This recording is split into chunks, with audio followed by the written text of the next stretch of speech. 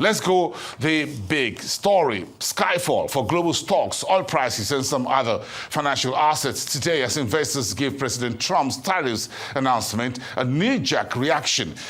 In the meantime, politicians and policymakers are scrambling what they deem as appropriate responses to Wednesday's U.S. announcements, while considering what the wider ramifications of the wide-ranging tariffs could mean for their economies. Joining me now for some insights into President Trump's tariffs package is Professor Ken Ife, a development economist sitting in Abuja studios. Professor, good evening to you. We thank you for coming in as always on the Arise Exchange. Thank you for having me.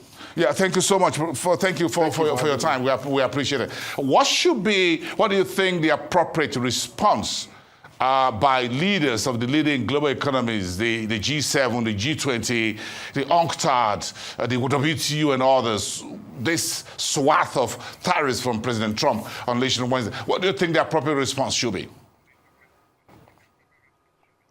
Oh, let me remind you that on around the 6th of January, I was on your program. I told you that Trump did his homework to the effect that he prefers a global trade war to a third world war. I told you that many times. And then, well, he has a dream that is an abstraction. He has a global view that is an abstraction from reality. And I did mention that now that he's thinking about 100 years ago when America's revenue was 80% of which was from tariff, but today is about 4%. So he's still dreaming about that once a century ago, that he's going to get 6 trillion from tariff. And it's only Americans that are going to give him that 6 trillion from tax, not from import. And let me get to this story. Now, in 1930, we had Great Depression. And the reason we had Great Depression was the American farmers were up in arms against influx of food from Europe. So American government inflicted 6% tariff, and then Europe responded. And we ended up not in recession, but in Great Depression. Now, today, we have a different story, a different ballgame. It's a much more complicated global trading system. And let me tell you one more.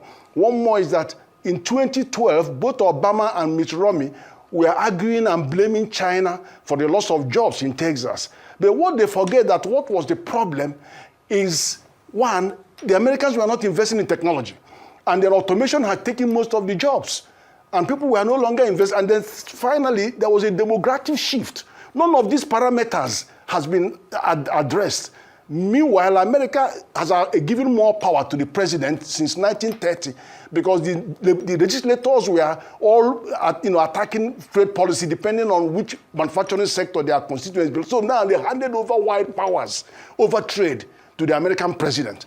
And that's why you could see him coasting with all these, executive orders, and as if that there are laws. There are no laws, but it's the power given to him. But your question is, how do the rest of the world respond? There are two players here. One are bilaterals, the free trade partners of America, which is Canada and Mexico and all that on NAFTA. They are soaked into that deal with America. And you can see Mexico is in trouble because over 80% of their import is heading into America. Then you have a second partner, which is the South Korea. Again, it's a free trade partner that is really in trouble. So they have to, now, apart from these two, others are beginning to reassess their position. They are now beginning to enter into long-term contracts outside America. They are looking away from America. And you can't, these things are not a one-way street. They are not reversible because they will enter into all these deals to take care of their own interests. And even when he changes his mind, they're not going to come back.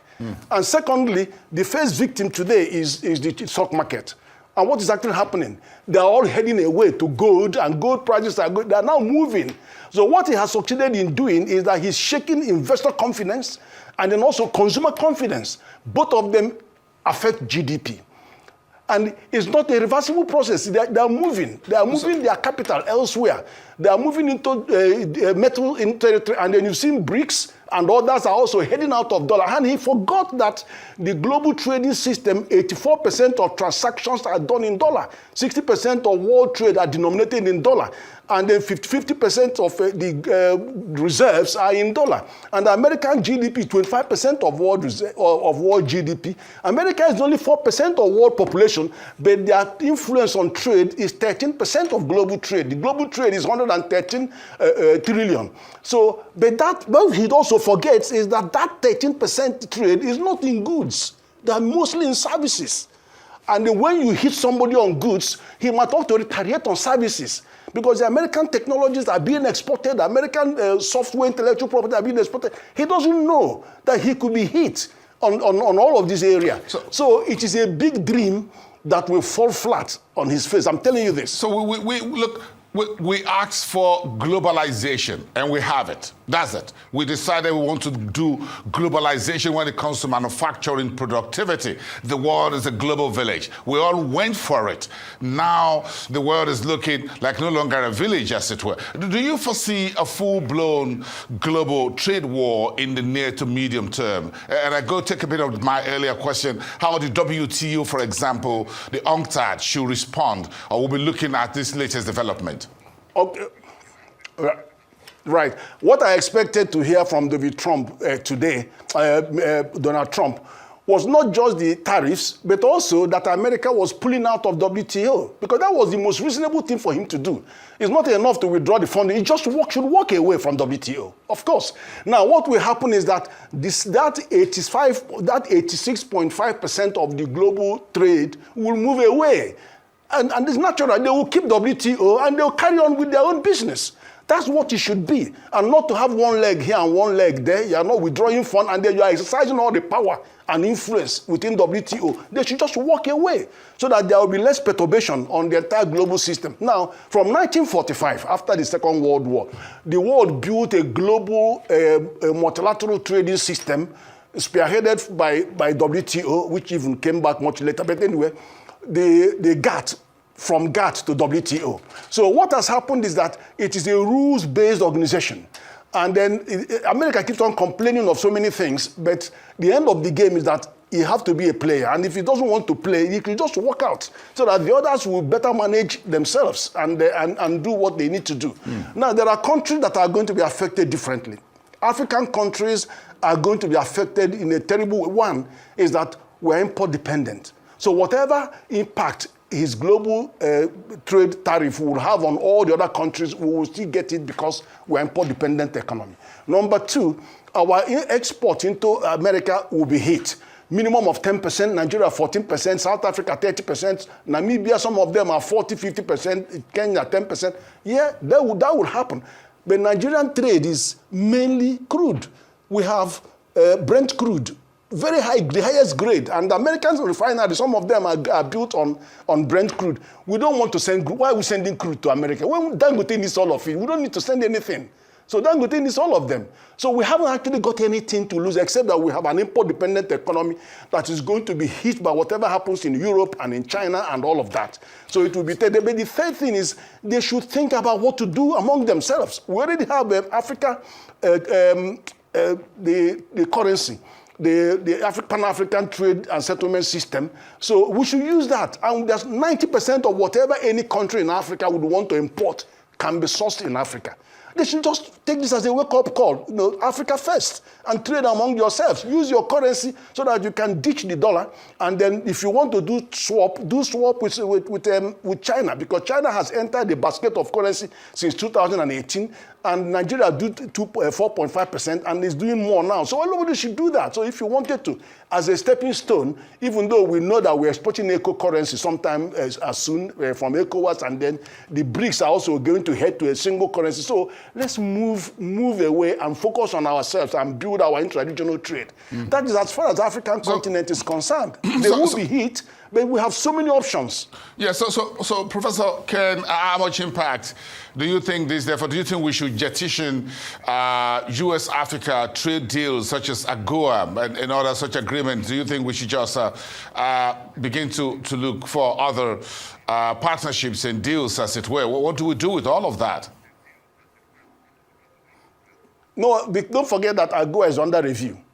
And AGOA had 3 components. It was one, tariff-free. So the tariff under challenge, because he has already imposed a base tariff of 10%.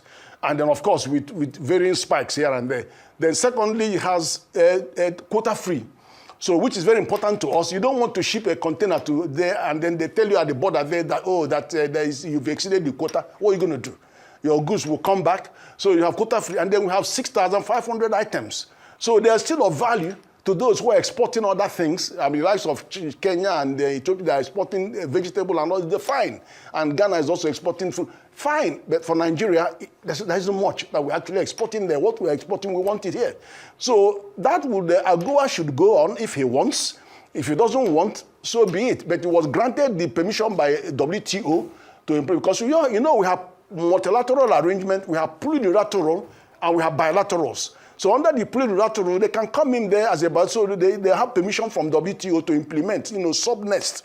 Just like EU partnership agreement with Africa, all of those are still within the framework of WTO, but being articulated in so they get that approval and they go ahead and implement. So I don't think we have nothing to lose for them keeping them there, but there isn't much value to us. The real value is look inwards and trade with a lot of the business with you. Move from 15% to 40, 60% of intra-regional trade. You grow well. Let me tell you this. 4 major economies in America they predicted that American GDP would drop by anything between 0.2% to 0.4%. I predict that it will be more than 1%. It will be around 1%. Because Trump hasn't seen what is going to hit him. He hasn't at all, because what is going, he's shaking investor confidence. They can't invest, that affects GDP. Consumer confidence, that affects GDP. What else is left? Government spending is very low in America, and then America is a deficit. And the world is built on deficit, America deficit, and then the rest of the trading partner surplus. So he wants to reverse that. And then it's not a straightforward, linear equation. It's very, very complicated. Yes, it's complicated. So we'll take it back home here to Africa, Nigeria. Do you think it is time for us to rethink our industry, trade and investment policies and actions and diplomacy? Thanks to the hand that Donald Trump has landed virtually everyone in the room. What does it mean for us moving forward? Consumers in Africa, what should we prepare for as we see these major economies in the world begin to ratchet up their own responses, negotiate whatever is done? Like you mentioned in your earlier comments, we are import dependent, not just Nigeria, Kenya, Rwanda, and a number of African countries are import dependent. So what should we prepare for in terms of what the cost of price, in automobile, for example, clothing, whatever? Now, when I say import dependence, it's good that America is doing what it's doing, because if you look at that, he's focusing on goods. He's trying to avoid mentioning services, because the greater proportion of America's revenue is in services. We have to deploy technology, acquire technology, transfer technology to process and add value to what God has given us. God has given us natural resources in great abundance because of our weather and agriculture. He's given us mineral resources, solid mineral in mineable quantities, and oil and gas. Just get your head around these 3 items and then add value to them. You have no business with what America is doing right now if only you can focus on that, because that will take you away from the import dependency trap. And then you can now have a measurable control of your economy. We have political independence, but we never had economic independence. And what we have is a variation of what is going on in Francophone countries. We have agents of multinationals and all kinds of interests that are, in terms of political economy, stops Nigeria from growing. They perpetuate dependency. And we've got to rise to this. The only way you can rise to this is to focus on adding value. If you add value, then you can guarantee food to your people. You can guarantee jobs from manufacturing activities, and not export these things, raw material, export raw crude, and then import petrol products. It's unbelievable what the damage we are doing to ourselves. All right, we always appreciate those deep dive insights into key global economic developments such as this. Thank you so much. Do have a great evening, and we thank you for your time as always, Professor Ken Ife in Abuja studios.